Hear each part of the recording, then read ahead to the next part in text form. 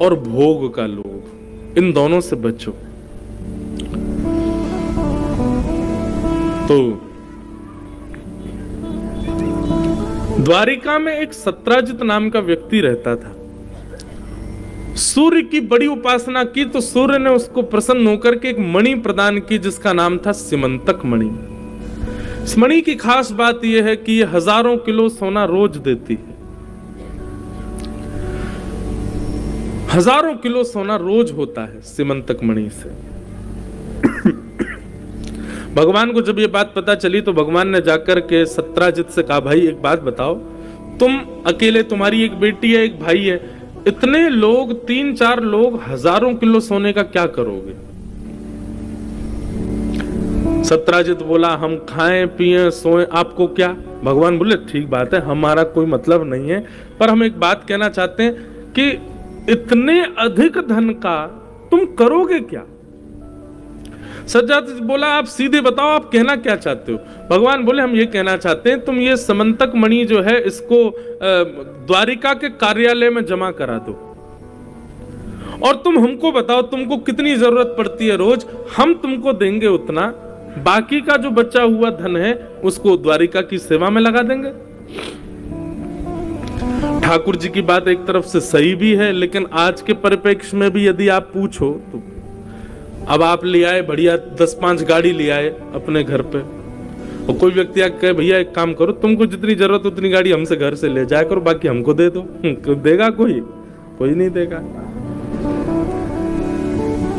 अब आप गुनाह में रहते हो, आप अकेले, आपकी पत्नी, 2 बच्चे, और आपकी कमाई होती है हजारों 100 करोड़ रुपए प्रति वर्ष, और कोई गुनाह का व्यक्ति आके कहे, भाई इतने पैसे का तुम 4 लोग क्या करोगे? लाओ हमको दो, तुमको जितनी जरूरत है तुम लो। कोई सहज बात है, सब मना कर देंगे। लेकिन सबके कहने में और ठाकुर जी के कहने में अंतर भी तो है। वे भगवान हैं भैया, द्वारिकाधीश हैं, उन्होंने पूरी द्वारिका बसाई, उन्होंने सत्राजित को बसाया।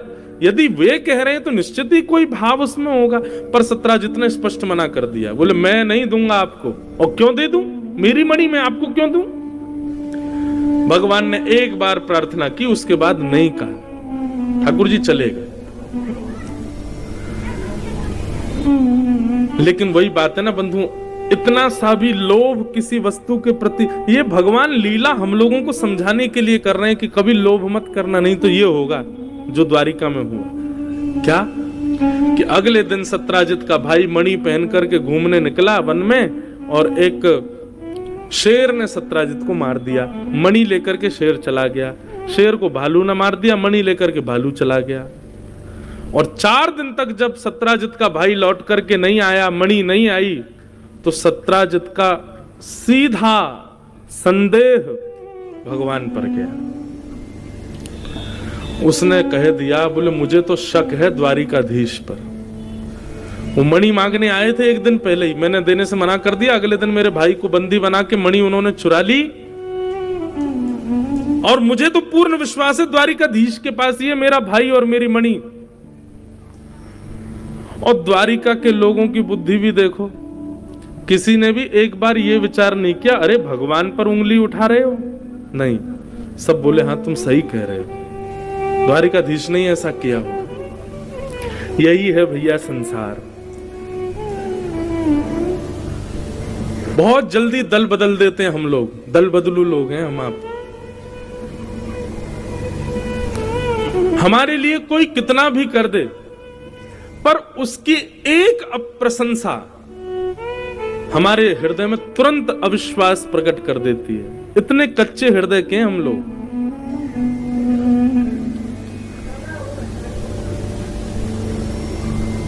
भगवान भी ये देख, ये सब ठाकुर जी की लीला है। भगवान हम सबको दिखाना चाहते हैं, द्वारिका को दिखाना चाहते हैं, देखो द्वारिका बसाई मैंने, सबको बसाया मैंने, सब कुछ किया मैंने, लेकिन मुझ पर संदेह करने में किसी को एक क्षण नहीं लगा।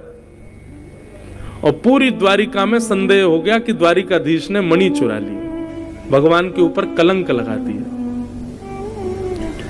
ठाकुर जी को जब ये बात पता चली तो भगवान मुस्कुराए।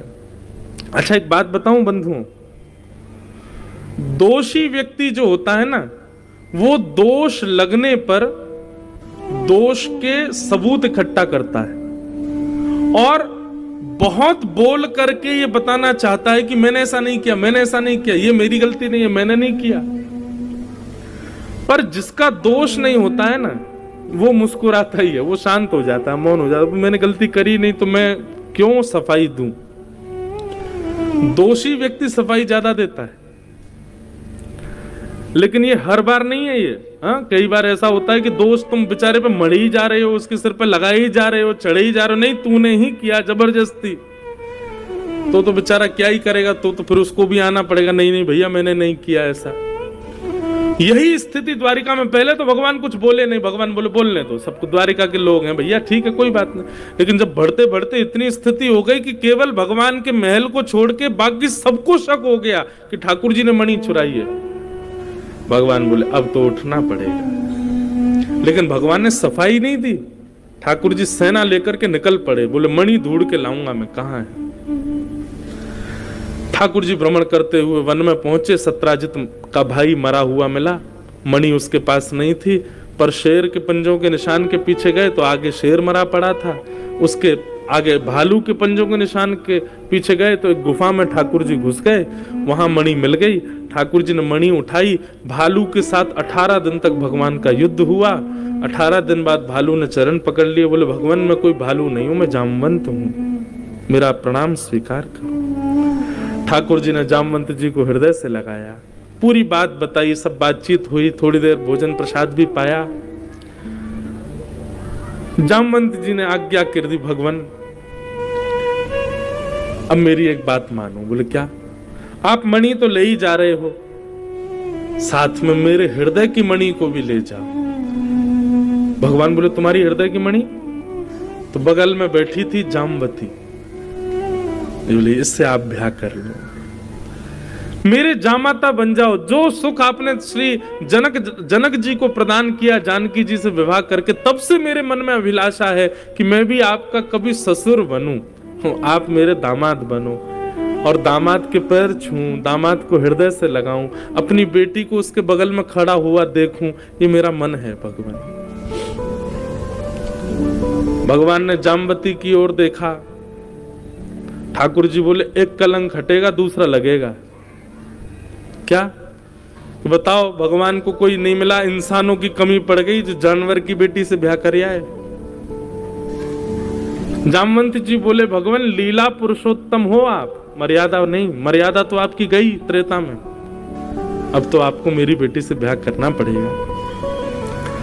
भगवान ने जामवती जी को बिठाया। अच्छा, अब इसमें ना एक बात आती है, क्या जामवती भालू जैसी थी?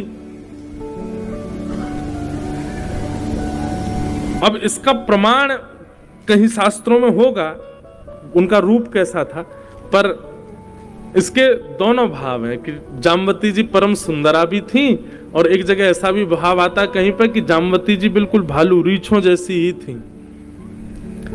ठाकुर जी लेकर के उनको द्वारिका आ गए, और देखो चाहे भालू के रूप में हो चाहे मानव के रूप में हो, ठाकुर जी को रूप से मतलब नहीं है। ये बात तो पूरी कृष्ण लीला में ठाकुर जी सिद्ध कर चुके हैं कि आप बहुत सुंदर हो तो ठाकुर जी आपसे रीझेंगे, ऐसा कदापि नहीं है। ठाकुर जी रूप का सौंदर्य कभी नहीं देखते। भगवान ने जामवती के साथ ब्याह किया। भगवान ने आकर के मणि दिखा दी, भैया सबको पूरा वृतांत बता दिया, पूरी द्वारिका को पता चल गया कि मणि कहां से कैसे मिली, क्या हुआ था। तो सब द्वारिका के लोगों ने भगवान से क्षमा मांगी, बोले भगवान हमने आपके ऊपर लांछन लगाया। और अब द्वारिका के लोग गालियां देने लगे सत्राजित यादव को, जिसकी वो मणि थी, कि इसी ने हमारे कान भरे थे कि भगवान ने हरण कर लिया है। ये बात सुनकर के सत्राजित को लगा कि अब तो मेरा निकलना दुश्वार, तो सत्राजित ने अपनी बेटी सत्यभामा का भगवान से ब्याह कर दिया। पहला ब्याह रुक्मणी, दूसरा जामवती, तीसरा सत्यभामा। और कहते हैं सत्राजित ने दहेज में वही मणि रखी भगवान के आगे। भगवान बोले इसको ले जाओ मेरी आंखों के आगे से, मुझे नहीं चाहिए बिल्कुल भी, हम आपकी कन्या से ब्याह कर रहे हैं, बस बहुत है इसे। अब मणि भगवान ने अस्वीकार कर दी, लेकिन वही बात है ना, मणि पर तो बहुत लोगों की दृष्टि थी। सत्राजित की बेटी सत्यभामा की पहले किसी और से सगाई हो चुकी थी, और जिससे सगाई हुई थी वो इसीलिए ब्याह कर रहा था कि मणि मिलेगी। उसने देखा कि अरे ससुर जी ने तो बिना बताए ब्याह कर दिया कहीं और मणि और नहीं दी। कृष्ण ने मणि नहीं ली, तो इसका मतलब मणि अभी ससुर जी के पास है, मैं ले सकता हूं। और सतधनवा ने अर्धरात्रि में सत्राजित का वध कर दिया और मणि चुरा ली। सतधनवा कौन है? सत्यभामा जी का पहले मंगेतर था, ये इससे ब्याह होने वाला था सत्यभामा का।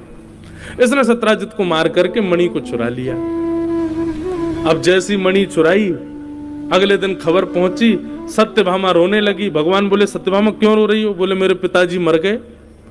भगवान बोले हमारे ससुर जी पधार गए? बोले हाँ।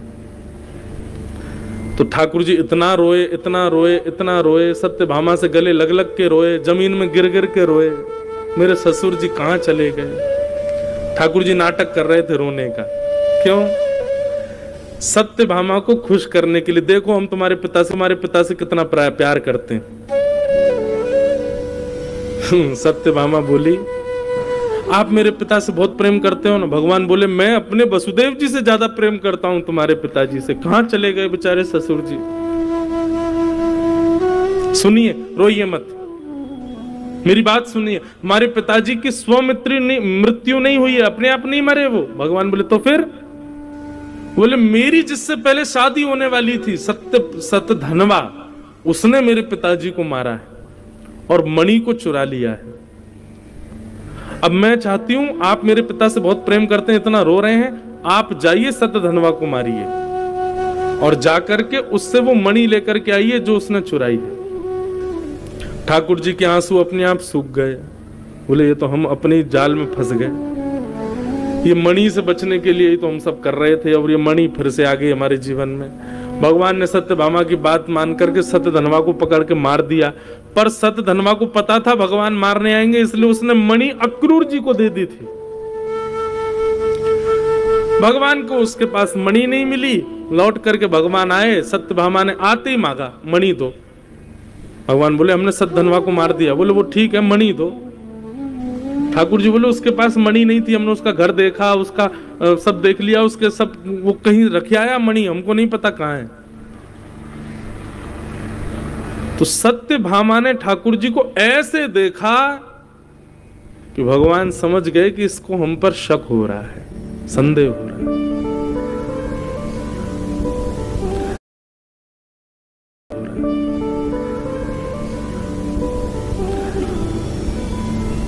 ये है संसार। यहां भगवान को नहीं छोड़ा गया तो हम आप तो मानव हैं। ठाकुर जी ने आज की जो लीला है ना, भगवान की द्वारिका लीला में ठाकुर जी ने वो चीजें अनुभव की जो एक मानव को गृहस्थाश्रम में करनी पड़ती। पहली बात, आप समाज के लिए, संसार के लिए, विश्व के लिए कुछ भी कर मिटिए, लेकिन आपकी इतनी सी चूक और सब आपको गालियां देने लगेंगे। आप परिवार के लिए, पत्नी के लिए कुछ भी करो, पर एक दिन उसके हृदय में भी आपके प्रति संशय आ जाएगा। और आप चाहे करोड़पति हो, खरबपति हो, एमएलए हो, डीएम हो, एसडीएम हो, प्रधानमंत्री हो, ये एक ना एक दिन सबको अपने जीवन में ऐसी सिचुएशन फेस करनी पड़ती है, सबको। जब भगवान नहीं बचे तो हम तो मानव हैं। इसलिए तैयार रहिएगा बंधु, जीवन में प्रतीक्षा करो उस समय की जब सबको आप पर अविश्वास हो जाएगा। और एक दिन आएगा, चाहे 5-6 दिन के लिए ही ऐसा समय आए, चाहे 5-6 घंटे के लिए ऐसा समय आए, लेकिन आएगा जरूर। और वो समय आपको सिखाने के लिए आएगा कि लो देख लो किसको तुम अपना मानते हो। यहां सब तुम्हारे विपक्षी हैं, सब तुम्हारे विपक्ष में खड़े हैं, सब तुम्हारे युद्ध में विरोध में खड़े हैं। इसलिए भैया ये एक लाइफ का लेसन है कि जहां अपने भी विरोधी होते हैं, अपने भी विपक्ष में आ जाते हैं। अच्छा एक बात और बताऊं, कई लोग क्या करते हैं पता है, ऐसी सेंटिमेंटल बातों को काट करके और फिर उसको वायरल कर देते हैं। और इन बातों को सबसे ज्यादा पता कौन शेयर करता है? जो वास्तव में परिवार के साथ विद्वेष कर रहा है और परिवार उसके विपक्ष में, तो वो डालेगा, देखो महाराज जी कह रहे हैं परिवार विपक्ष में आ जाता है, मेरी कोई गलती नहीं थी, तुम लोग देखो मेरे ऊपर लांछन लगा। उनके लिए नहीं है ये बात, ये उनके लिए जो वास्तव में सत्य है, लेकिन फिर भी समय ऐसा आता है कि सब उनके विपक्ष में आ जाते हैं, जैसे ठाकुर जी के साथ हो रहा है। सत्यभामा ने 1 वर्ष तक ठाकुर जी से बात नहीं की। सोचो, ये तो भगवान है साक्षात। ठाकुर जी बोले कोई बात नहीं, मत करो बात, हम क्यों ज्यादा वो करें कि हमने गलती नहीं करी है ही नहीं मणि हमारे पास। लेकिन सत्यभामा को यही लगता रहा कि इन्होंने मणि अपनी पगड़ी में छुपा रखी है, मणि कहीं छुपा के धरी है और ये जरूर रुक्मणी को देंगे या किसी अन्य पत्नी को देंगे, मुझे नहीं दे रहे हैं। 1 वर्ष बाद एक ब्राह्मण का आगमन द्वारिका में हुआ। उसने अपनी 10 उंगलियों में अंगूठी पहन रखी थी सोने की, गले में खूब सारी जंजीर डाल रखी थी सोने की, कानों में कुंडल, पैरों में पायल सोने की। ठाकुर जी बोले ब्राह्मण या तो इतना धनवान होता नहीं है, और इतना धनवान हो भी जाए तो ब्राह्मण प्रदर्शन नहीं करता है, ये प्रदर्शन कर रहा है। भाई क्या बात है, इनको बुलाओ इधर। ब्राह्मण को बुला के भगवान ने कहा इतना धन कहां से आया तुम्हारे पास, ये सोना सोना पहने घूम रहे हो, ऊपर तुमने चोटी में गांठ भी सोने की बांध रखी है, कहां से आया इतना सोना? बोले महाराज सब आपकी कृपा है। श्री अक्रूर जी महाराज वो नित्य 108 ब्राह्मणों को भोजन कराते हैं, सोने की थाली, सोने की कटोरी, सोने की चम्मच, सोने के गिलास, उसमें प्रसाद पवाते हैं और दक्षिणा में पूरी थाली दे देते हैं, ले जा। और एक ब्राह्मण चाहे जितनी बार भोजन करने आए उतनी बार उसको सोने की थाली देते हैं। ठाकुर जी बोले कुछ ज्यादा धन नहीं आ गया अक्रूर जी पे? भगवान ने पत्र लिखा, हे अक्रूर जी महाराज, काका लगते हैं भगवान के, हमें पता है कि आप बहुत दान पुण्य कर रहे हो, मंदिर बनवा रहे हो, सोने की थालियां दान में कर रहे हो, ये सब सिमंतक मणि की कृपा है। हमको पता है मणि आपके पास है, क्योंकि सत धनवा आपका मित्र था। हम आपसे मणि नहीं मांगना चाहते, बस हम ये चाहते हैं आप द्वारिका आकर के सबको दिखा दो कि मणि आपके पास है। तब अक्रूर जी आए भगवान से क्षमा मांगते हुए। उन्होंने जब सबको दिखाया कि मणि हमारे पास है, तब सत्यभामा ने भगवान से क्षमा मांगी। भगवान बोले क्षमा की कोई आवश्यकता नहीं है देवी, ये संसार है, यहां विश्वास को पनपने में पूरा जीवन लग जाता है और अविश्वास को जन्म लेने में एक क्षण भी नहीं लगता। अविश्वास एक क्षण में जन्म लेता है और विश्वास को जन्म लेने में पूरा जीवन निकल जाता है। ये संसार है। आपको पता है संसार को शास्त्रों में क्या कहा जाता है? संसार थोड़ी कहा जाता है। शास्त्रों में संसार का नाम है दुखालयम शाश्वतम। क्या नाम है? दुखालयम। क्या नाम है? आप लोग पढ़ने कहां जाते हो उसका नाम क्या है? विद्यालय। भोजन जहां करते हो उसका नाम भोजनालय। कार्य जहां किए जाते हैं उसका नाम कार्यालय। पुस्तक जहां पढ़ी जाती है वो पुस्तकालय। ऐसे ही दुख जहां भोगे जाते हैं वो दुखालय। पुस्तकालय में भोजन मिलता है, भोजनालय में पुस्तक मिलती है, कार्यालय में भोजन किया जाता है, विद्यालय में खेला जाता है नहीं। इसी प्रकार दुखालय में सुख कैसे मिल जाएगा? नहीं मिलेगा। जैसे स्कूल पढ़ने जाते हैं पर पूरे दिन में एक पीरियड खेल का होता है, ठीक वैसे ही दुखालय में भोगने दुख आए, कभी कभी एक आध पीरियड सुख का आ जाता है। बाकी कांस्टेंट रहने वाला, निरंतर रहने वाला, हमेशा रहने वाला तो दुख ही है, उसको स्वीकार करना पड़ेगा। आप कहोगे महाराज जी आप तो जाते जाते बड़ा भयभीत करके जा रहे हो हमको, हैं? लो सुखी कर जाते हैं। इस दुखालय में भी अनन्य प्रसन्न रहने वाला व्यक्ति कौन है? कई लोग होते हैं ना, वो लाइब्रेरी में भी लंच ले जाते, खा लेते हैं भीतर बैठ के। कई बालक ऐसे होते हैं वो विद्यालय में भी पूरी विद्यालय की जितनी भी पीरियड होते हैं उसमें भी खेलते ही रहते हैं।